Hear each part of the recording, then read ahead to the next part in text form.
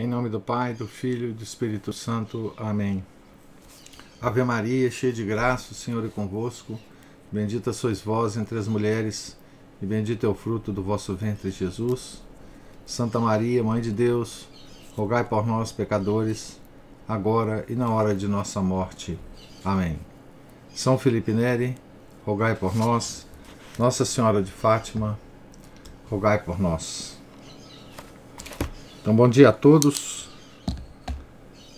Continuamos aqui a leitura da biografia de Santa Gema Galgani, escrita pelo padre Germano, padre passionista e diretor espiritual de Santa Gema. Nós estamos aí na página 103 do livro, no capítulo 11. Então vocês já observaram que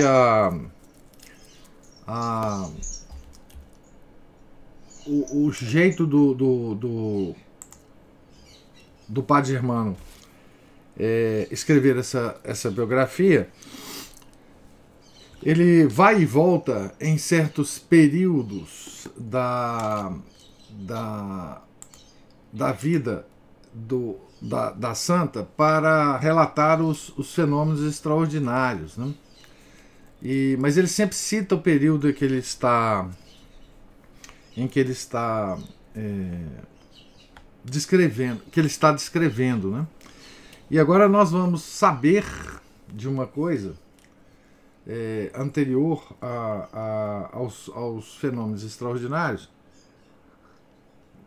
que ele deixou passar até a esse momento, e nós vamos entender onde estava a Santa Gema quando todos esses fenômenos estavam acontecendo, né? Quando a visita do médico estava acontecendo, a visita desses padres todos para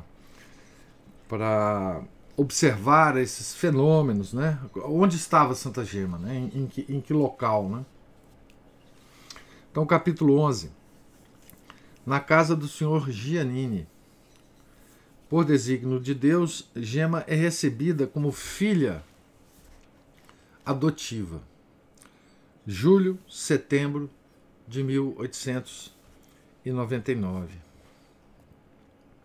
Vivia nessa ocasião na cidade de Lucca, onde ainda reside uma dessas antigas famílias patriarcais, das quais as virtudes cristãs e o temor de Deus formam o principal tesouro. Então, aqui, quando ele fala onde ainda reside, é no início aí do século XX, né? Na primeira década do século XX, né? Era composta do chefe, da mãe, de uma irmã e de 11 filhos. Seu nome é tão caro a todos os seus concidadãos quanto é grande a estima que lhes consagram. É a família do senhor Mateus Giannini. Levados pela sua singular piedade e caridade, consideravam uma honra hospedar em sua casa, na qualidade de benfeitores, os pobres filhos de São Paulo da Cruz, que no exercício do seu ministério apostólico frequentemente passavam naquela cidade. A irmã acima mencionada, Dona Cecília Giannini, é uma senhora inteiramente dedicada à prática das boas obras. Não conhecia a nossa Gema, a não ser de vista. Então, essa família já recebia, né, os padres passionistas, quando por lá eles iam em missão, né? Hoje a gente conhece muito isso, né?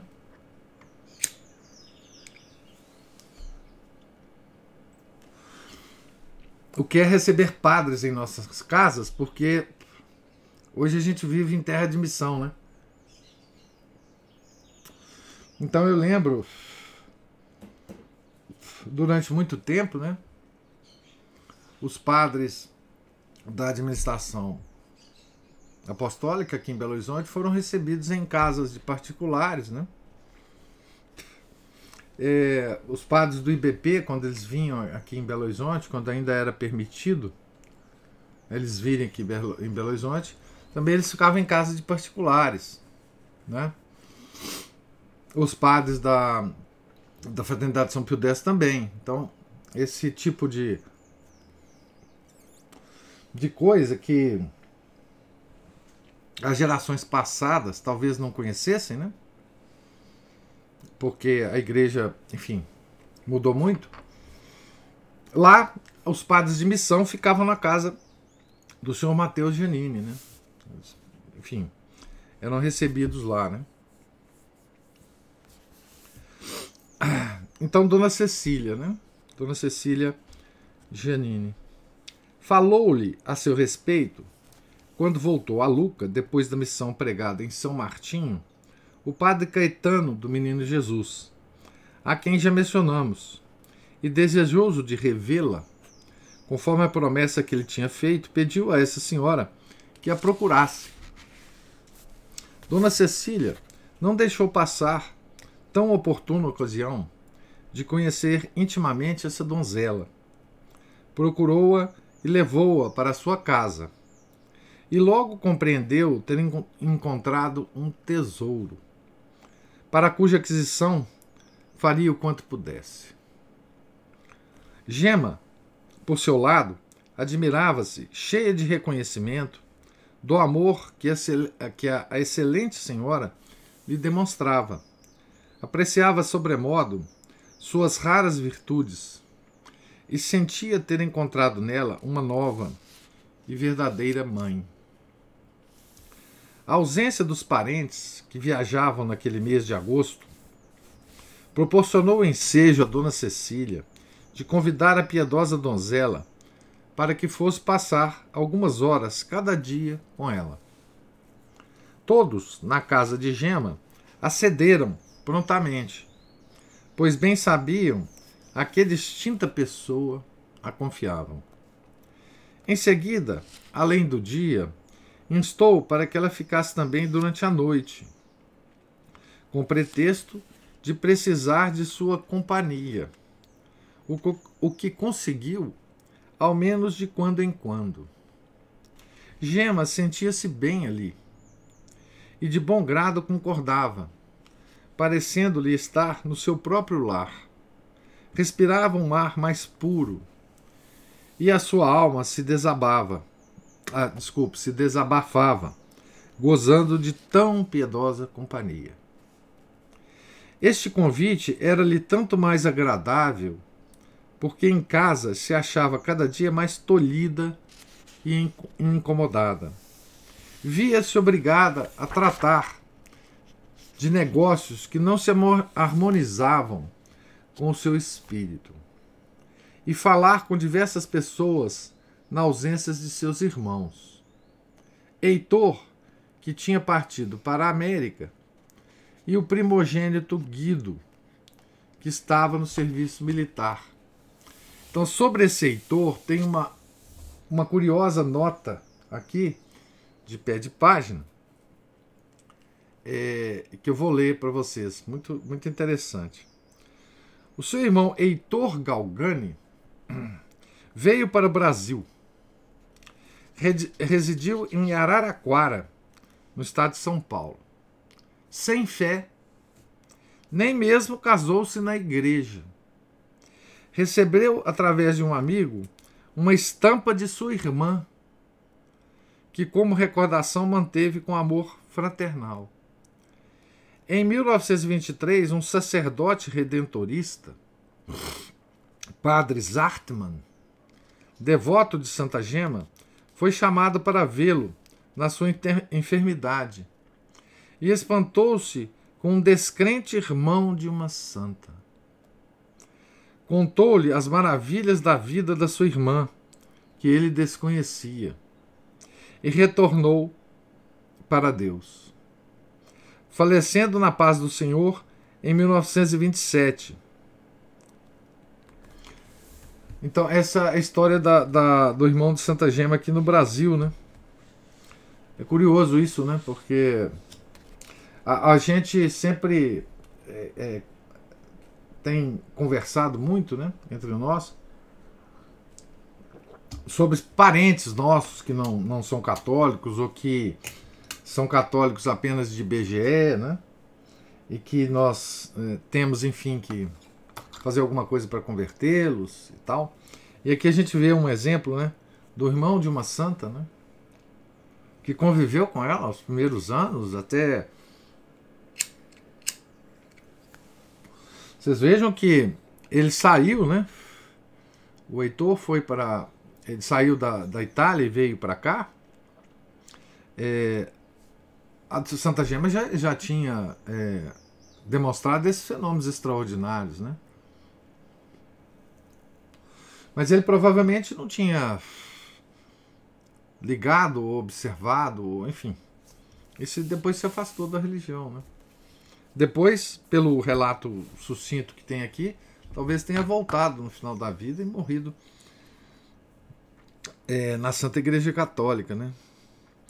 Certamente, se isso aconteceu, foi por graça de Santa Gema, obviamente, né? Porque quem tem numa família, né, uma santa tão extraordinária assim, acaba sendo respingado pela graça que essa pessoa traz ao mundo, né? Graças de conversão, né?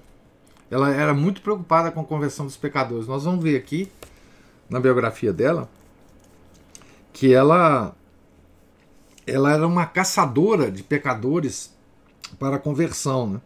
E ela pedia ao Nosso Senhor que convertesse esses pecadores, né? Oferecendo a Nosso Senhor os sofrimentos que ela enfim, passava, né? Que nós já temos mais ou menos a ideia do que eram, né? Ora, isto a afligia seriamente, né, a situação dentro da casa dela, né? Por todos os meios procurava eximir-se dessas distrações, conservando-se retirada no seu quarto e consagrando-se à oração e ao trabalho, mas nem sempre o conseguia. Uma mística que tem esses fenômenos todos acontecendo com ela, vocês imaginam vivendo numa casa com os seus irmãos, etc., mas todo mundo meio inconsciente do que estava acontecendo com a irmã, né? E ela tendo que dar conta das coisas normais da vida, né? Receber pessoas, tratar com... Enfim. Aconteceu uma vez, entre outras, que durante uma discussão na sua presença, alguém proferia palavras irreverentes contra a divina majestade. Gema sentiu tamanha dor que se cobriu de um suor de sangue tão abundante, chegando a molhar o pavimento.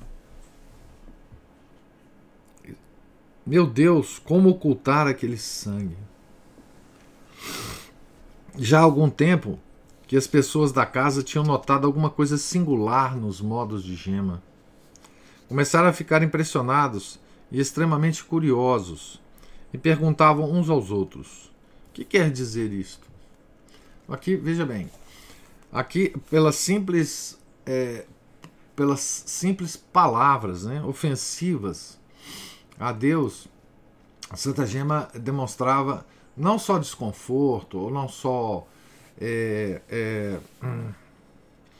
talvez uma ira santa contra a pessoa que estava falando contra Deus, etc.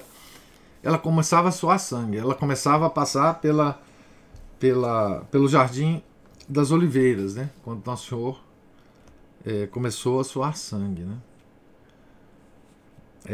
Então é uma coisa que não dá para fazer isso em casa normal, né? Vinham de fora também alguns ditos que faziam aumentar as desconfianças de todos, e principalmente da tia Carolina, a quem pouco antes a menina tinha mostrado as mãos ensanguentadas em consequência dos estigmas. Ouçamos a propósito o que lhe aconteceu, narrado por ela própria ao seu confessor, depois do fenômeno do suor de sangue. Aqui, então, é uma carta que ela escrevia sempre, né? Cartas ao padre Germano, porque ele não morava em Lucca, e que depois, nesse livro, nós vamos ver várias... Já vimos e vamos ler vários desses trechos dessas cartas. Monsenhor, o que uma de minhas tias me fez ontem à noite? Quando fui ter com ela, veio toda encolerizada e me disse: esta noite não tens a tua irmã para defender-te. Era a Júlia. Mostra-me de onde é que saiu todo aquele sangue, senão acabo com tua vida à força de pancadas. Eu me conservava calada e ela com uma das mãos me segurava pelo pescoço e com a outra queria despir-me, mas não o conseguiu. Naquele momento tocaram a campainha e ela me deixou. Mas não acabou aqui. Quando fui me deitar, voltou e disse que era hora de deixar aqueles fingimentos e que eu tinha enganado a todos. Olha, disse, se não me dizes de onde saiu aquele sangue, não te deixarei mais sair de casa sozinha e não te mandarei mais em nenhum lugar. Imagine, ao ouvir aquelas palavras, pus-me a chorar e não sabia o que fazer. Finalmente resolvi falar e respondi-lhe assim: são as blasfêmias. Ao ouvir blasfemar, vejo que Jesus sofre tanto e eu sofro com ele. Meu coração comprime-se e sai aquele sangue. Então, olha que descrição, né? Que ela fez. Tão simples, né? Com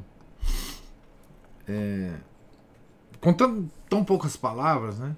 Como é que ela se expressou, né? O meu coração comprime-se e sai aquele sangue. Não foi a única vez que Gema teve que sofrer em casa por não poderem seus parentes compreender a ação maravilhosa do Senhor. A outra tia, a boa Dona Helena, adoentada como andava, não podia sempre acompanhá-la à igreja. E Dona Carolina não queria que ela fosse só. Para afligi-la ainda mais, sentia a curiosidade de algumas pessoas da casa, que a espiavam continuamente quando estava no quarto. Pelas fechaduras procuravam ver alguma coisa. Outras vezes, surpreendendo-a pelas mesmas gretas em êxtase, raciocinavam entre si de diversos modos e convidavam as amigas a virem ver a Gema naquele estado. Olha que coisa, né? Mas é desconfortável para Santa Gema, né? À vista disso, a pobre donzela se queixava com seu confessor e com Nosso Senhor, que lhe tinha também ordenado que conservasse aqueles fatos ocultos aos olhos dos profanos. Nestas condições, podemos avaliar o contentamento de Gema quando se apresentou uma ocasião favorável de se afastar dos seus e ir para uma habitação de santos, onde podia livremente ocupar-se só com Deus, sem ser perturbada por ninguém. E foi então essa a casa do seu Mateus Giannini, né, e da Dona Cecília, né? Entretanto, a boa senhora Dona Cecília, tendo assim ensejo de admirar mais a ingênua simplicidade e a singularíssima modéstia da nossa jovem, foi se afeiçoando cada vez mais a ela. No princípio, ficou também um pouco perplexa a respeito dos fenômenos extraordinários que frequentemente se davam. E para compreendê-los, observava continuamente, vigiando seus menores movimentos. Gema, pelo seu lado, naturalmente reservada e modesta, esforçava-se o quanto podia para que não fossem percebidos. Tão indigna como se considerava, receava dar escândalo à sua benfeitora, quando esta viesse a saber dos inúmeros favores que Deus lhe concedia. Então veja aqui, que coisa incrível, né? Veja aqui a diferença das duas curiosidades, né? A curiosidade da família natural dela, né, que a espiava, né, pelas fechaduras, né? E a curiosidade dessa senhora, Dona Cecília, né? Dona Cecília queria entender esses fenômenos, queria talvez ajudar, né? Já compreendendo as virtudes da menina, né? Da Gema, queria então, de alguma forma, facilitar o caminho, né? Dela, né? Então existe uma má curiosidade, né? E uma boa curiosidade. Dona Cecília vai acompanhar todos esses fenômenos extraordinários de Santa Gema, né? Mas de nada serviu a sua delicada solicitude. Querendo o Senhor que os dons da sua graça fossem conhecidos, assim, muitas vezes os segredos da piedosa donzela eram revelados. Eis com que termos ela refere, em uma carta ao confessor, uma dessas suas desventuras, como costumava chamá-las. Ontem, Jesus fez-me sofrer muito. Todo dia tive o suor de sangue. Não estava, porém, em casa, e sim com Dona Cecília Giannini. Jesus me recomenda continuamente que não deixe perceber nada, senão ele me castigará. Diz-me sempre que me devo envergonhar de mostrar-me a qualquer pessoa, porque minha alma está cheia de defeitos. Assim ela falava ao confessor, né? Não ao diretor espiritual, mas ao confessor. A piedosa senhora, sem parecer ficar muito impressionada, para não amargurar mais ainda a sua hóspede, bendizia em seu coração ao Senhor, e cada vez lhe consagrava mais amor e estima. Viva Jesus, dizia, temos um anjo em casa. Que farei? Como corresponderei ao Senhor por tão grande graça? Isso é a Dona Cecília pensando, né? Vocês vejam que ela era uma santinha também, né? Dona Cecília. Nesse ínterim, os dois padres passionistas, Caetano e Pedro Paulo, tendo que passar pela cidade de Lucca, aproveitaram a ocasião para visitarem Gema e serem espectadores do maravilhoso fenômeno dos estigmas, que todas as quintas e sextas-feiras repetiam-se do modo que já referi. Dona Cecília pediu-lhes explicações e conselhos, e eles, aprovando sua prudente reserva, exortaram-na a observar Gema com atenção e informá-los oportunamente de tudo. Então, olha o cuidado da Dona Cecília, né? Que, tendo uma santa em casa, queria saber qual era o comportamento dela para com Santa Gema, né? O que ela devia fazer, né? Ela não sabia, né? Então, ela conversou com os padres, né? Então, voltaram do campo para a cidade os parentes de Gema, e a boa Dona Cecília afligiu-se sumamente com o pensamento de ter que separar-se da sua cara Gema, que deveria voltar para casa. Oh, meu Deus, não o permitas. Revestindo-se de coragem, apresentou-se ao irmão e à cunhada e lhes disse: Deus entregou em minhas mãos este anjo que vedes aqui. Ora, não poderia ela ficar sempre conosco? Temos 11 filhos em casa. Que quer dizer mais um? Então, Dona Cecília era irmã da dona da casa, né? Esposa do senhor Mateus Giannini, que certamente ajudava a irmã a cuidar dos 11 filhos, da casa, enfim, da propriedade e tal, né? Obtendo o consentimento, correu à casa das tias de Gema e pediu-lhes que concordassem em ceder-lhe a querida sobrinha para adotá-la inteiramente como sua filha. A tal proposta entristeceram-se muito àquelas boas senhoras, parecendo-lhes muito penoso privarem-se daquele único conforto que ainda lhes restava no meio de tantas amarguras. Não obstante, refletindo sobre a grande penúria da casa, no estado tão singular da jovem, à vista da sua excessiva piedade, recolhimento e vocação religiosa, para a qual havia muito tempo percebiam que estava toda inclinada, permitiram primeiramente que Gema, por alguns meses, dividisse seu tempo conforme lhe agradasse, ora em casa, ora com a família Giannini.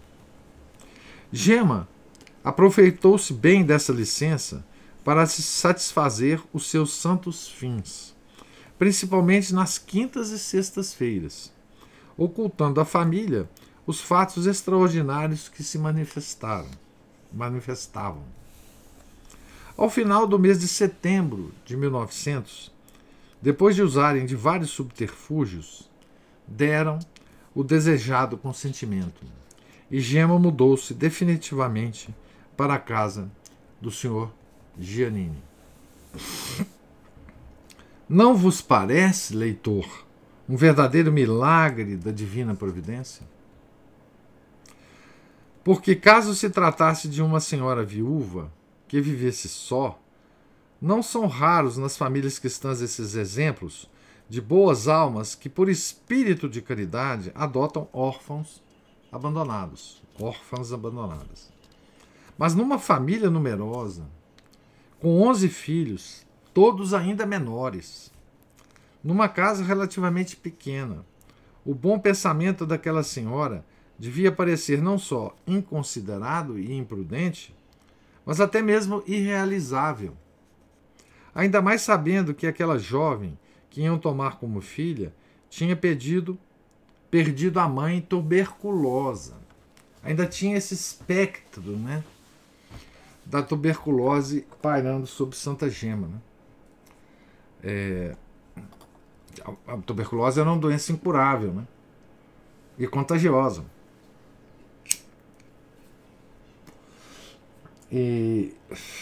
Então tinha ainda esse espectro. Né? Por qual inexplicável facilidade permitiriam em sua casa esse grande perigo, pondo uma estranha nessas condições para conviver com seus filhos de saúde tão florescente? Mas Deus assim o queria. E quando Deus quer, não há prudência nem conselho que ele possa pôr obstáculo, diz o apóstolo.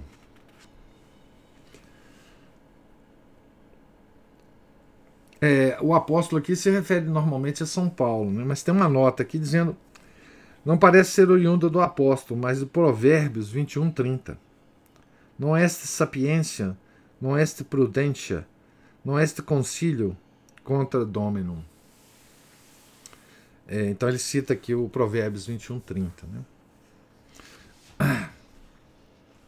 De fato, à primeira proposta que lhe fora feita, o pai da família mostrou-se satisfeitíssimo, e assim como ele, a mãe, todos os filhos.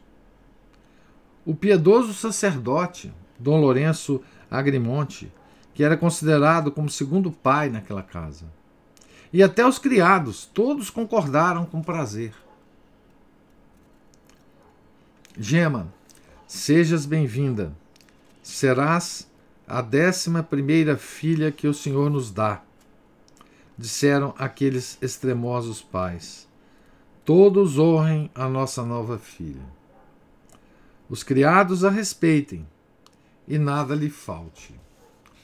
Foi as boas-vindas, né, que ela recebeu nessa casa, né, onde ela foi preservada. Né. Não fosse essa casa, talvez ela não fosse preservada da forma com que ela foi de fato. Né. Foi o claustro que que Deus não quis dar a ela, né? Ela conseguiu aí nessa família, né? Serás a 7ª de nossas filhas, diziam as meninas. Nós a amaremos como tal. Desculpe, a 7ª de nossas irmãs, né? Diziam as meninas, nós a amaremos como tal. O mesmo diziam os irmãos mais crescidos, de modo que aquele dia parecia ser de festa para toda a bendita família. E era suficiente ver aquela jovem com pouco mais de 20 anos para sentir-se encantado. O leitor já a conhece um pouco. Humilde, dócil, obsequiosa, isenta de toda a leviandade ou capricho, e também tão piedosa, tão perfeita em tudo. Durante quase 4 anos que a tiveram em casa, nunca houve um problema, uma briga, uma discussão, nem com os criados, nem com os filhos. Entretanto, quem não sabe quanto é difícil a meninos de diversas idades, sexos e índoles não terem uma queixa sequer a fazer contra uma pessoa estranha que entra em sua casa, não para servi-los como criada, mas para assentar-se com eles na mesa e ser-lhes igual em tudo. Apresento, porém, fatos e bem verídicos, pois sendo tão recentes, podem ser examinados e verificados por qualquer pessoa. Tão recentes na época que o padre escreveu esse livro, né? Os meninos ainda existiam, a casa ainda existia, né? Enfim, a casa em Lucas ainda existia, os meninos crescidos, obviamente, né? Depois da morte de Santa Gema. Mas, enfim, todo mundo podia, de alguma forma, verificar esses fatos, né?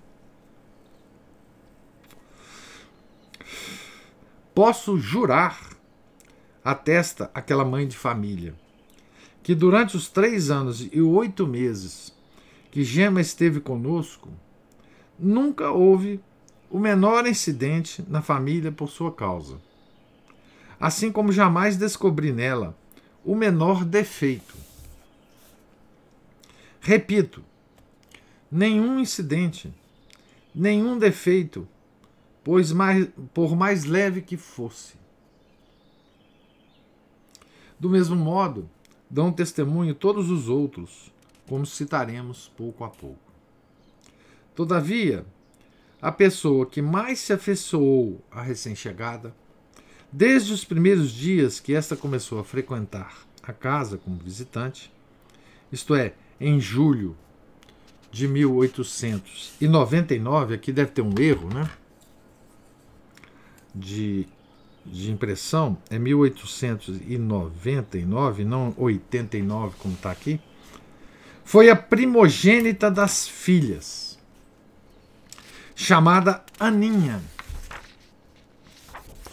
Tem uma nota, né, dizendo assim: Annetta, em italiano, era primogênita da família Giannini.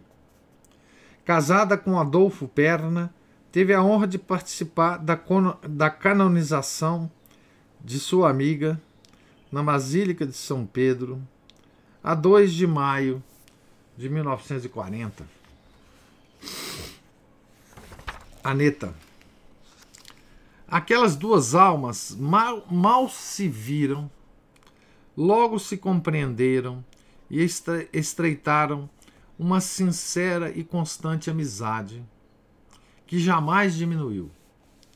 O leitor pode julgar isto por esta carta que Gema escreveu quando Aninha saiu de casa para ir com a família às águas de Viareggio.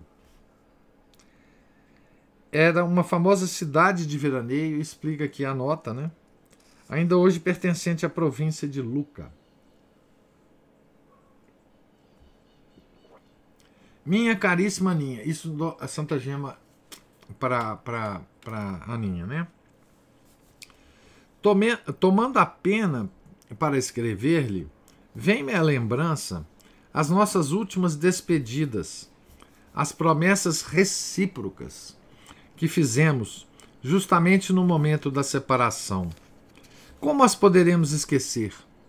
Ao menos, como poderei eu esquecê-las? Não, ser-me-ia impossível. Somente tive o prazer de falar-lhe por poucos dias, mas aquelas breves palavras e todos os colóquios sobre Jesus marcaram em meu coração tão viva impressão e inspirou-me, permita que lhe o diga, tão grande afeto para com sua pessoa que não sei como externá-lo. Veja como Santa Gema escreve bem, né? Tá certo? Isso, obviamente, é dom de Deus, né? Porque ela não teria educação formal, né? Para escrever tão bem. Nós que temos educação formal não escrevemos tão bem assim, né? Mais tarde nos conhecemos, ou muito tarde começamos a ser amigas. Há muito tarde nos conhecemos, ou muito tarde começamos a ser amigas. Mas por ser mesmo tarde, dediquemo-nos a amar mais a Jesus, a expandir nossos mais ternos afetos no seu coração. Quisera que meu coração não palpitasse, não vivesse, não suspirasse, senão por Jesus. Quisera que minha língua não soubesse proferir, senão o nome de Jesus. Que meus olhos não vissem nada mais senão a Jesus. Que minha pena não soubesse escrever senão a respeito de Jesus. E que meus pensamentos não se dirigissem senão para Jesus. Muitas vezes procuro refletir se há na Terra um objeto, ao menos, para o qual eu pudesse inclinar o meu amor. Mas não acho nenhum, nem na terra, nem no céu, senão o meu amado Jesus. Muitas vezes, desculpe, já li isso aqui, né? Entretanto, quantas vezes me tenho desviado entre as enfadonhas dissipações da terra, e quantos são os que se perdem nas vaidades do mundo. Como são loucos! Parece impossível.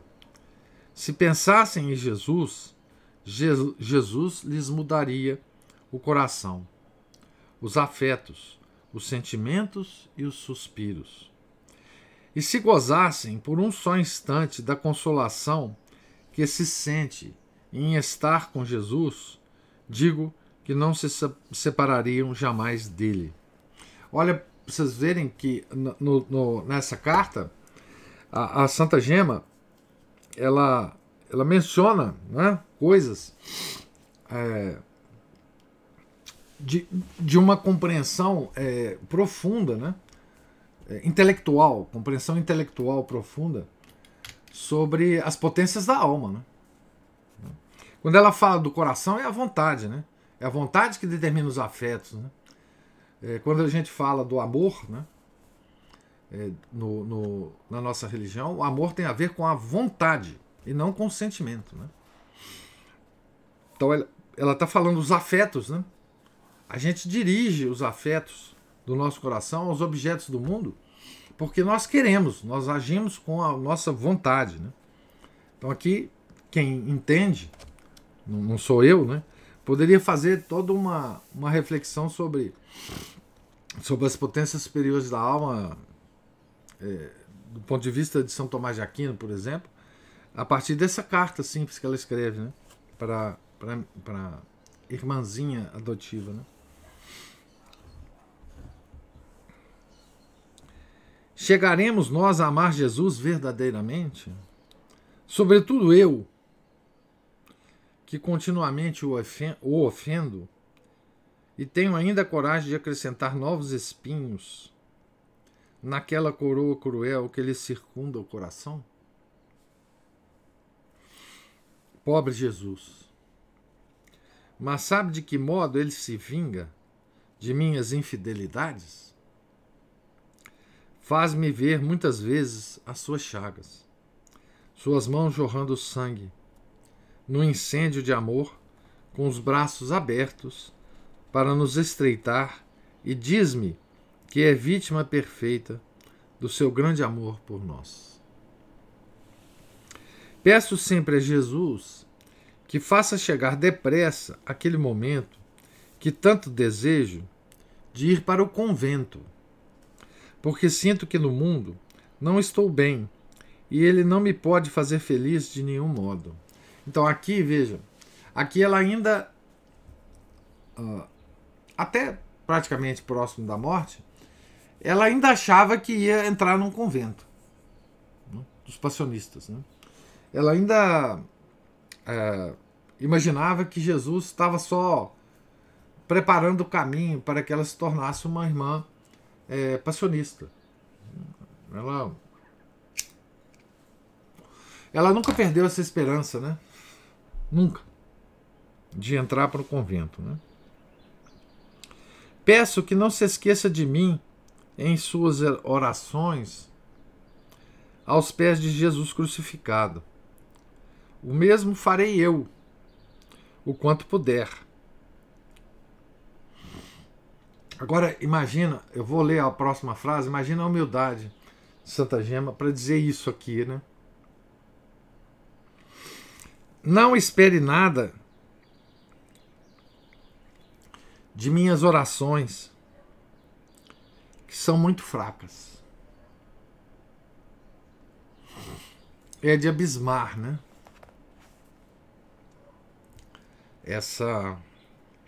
E é de emocionar-se, né? Com essa humildade, né? Com tudo o que estava acontecendo em torno dela, os fenômenos todos místicos que estavam acontecendo em torno dela, todos os favores, né, e as consolações que Nosso Senhor dava a Santa Gema, ela ainda conseguia falar honestamente, porque ela sentia isto, ela não estava fingindo aqui, né? Isto, mas não espere nada de minhas orações, que são muito fracas.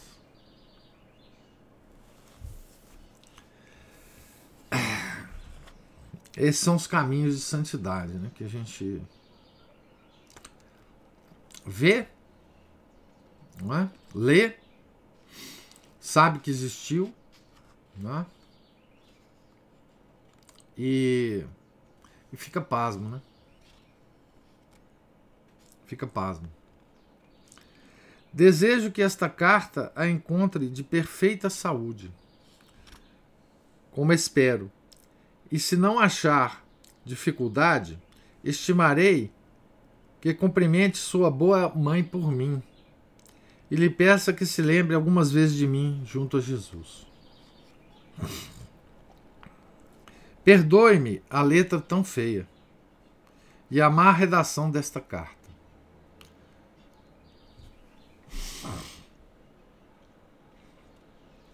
Aqui outra demonstração de humildade desconcertante, né? Então vou ler de novo a frase, né? Perdoe-me a letra tão feia e a má redação desta carta, porque não sei fazer nada.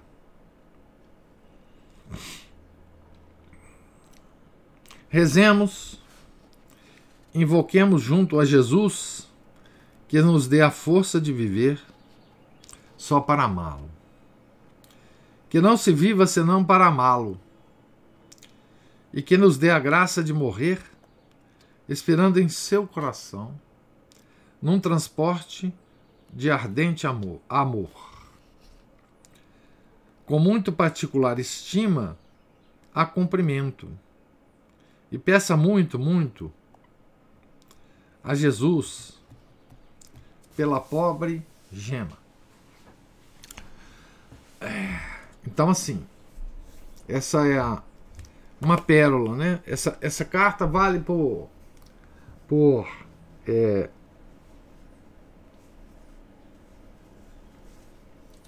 por muita coisa, né?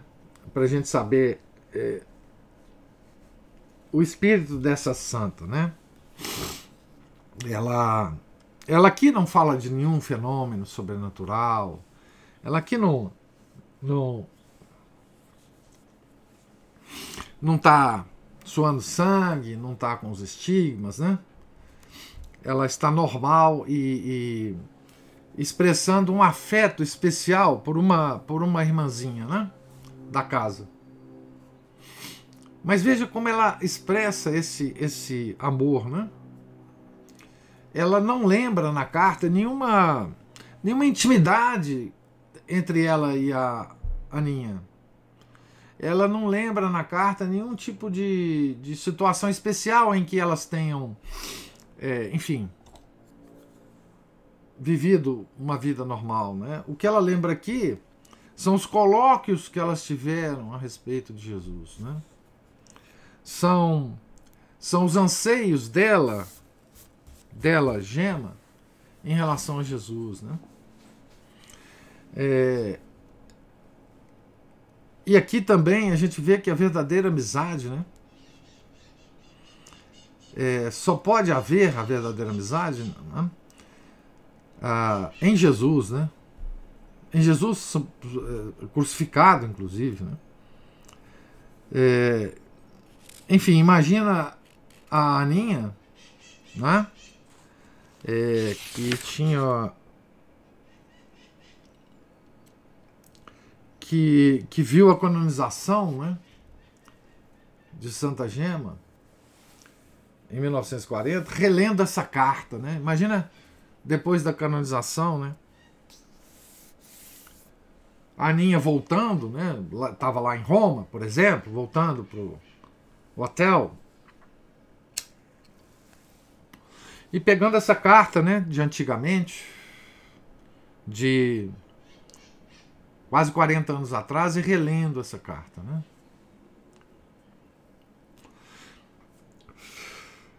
Então eu termino a leitura de hoje com essa pérola, né?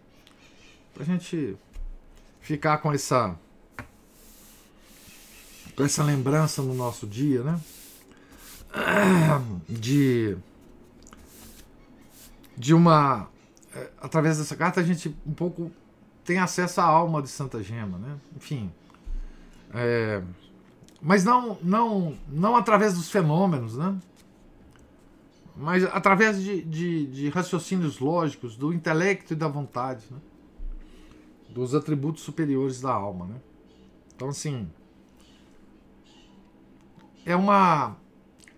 essa carta, penso eu, né? Para mim, pelo menos, ela funciona assim. É uma fresta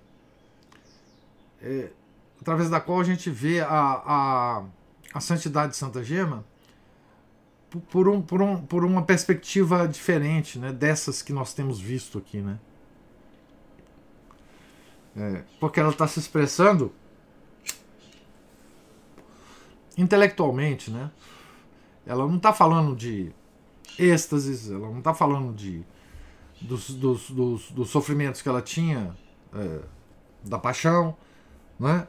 Ela tá se expressando como ser humano normal, né? Através do intelecto e da vontade para uma amiga, né? Então essa, para mim, é uma perspectiva, digamos assim, que a minha miséria espiritual consegue ver uma chama de santidade, né? É uma porta para mim mais, digamos, mais confortável de observar a santidade em ação, né? Através dessa carta, né? Então eu pergunto a você se tem alguma observação que vocês queiram fazer ou alguma pergunta, né? Nós estamos, então, só para registrar, né, na página 109, acabamos de ler a página 109, né? E vamos, na próxima leitura, para o capítulo 12, né? que vai falar um pouco ainda também da casa dos Giannini, né? Então, se vocês tiverem alguma observação,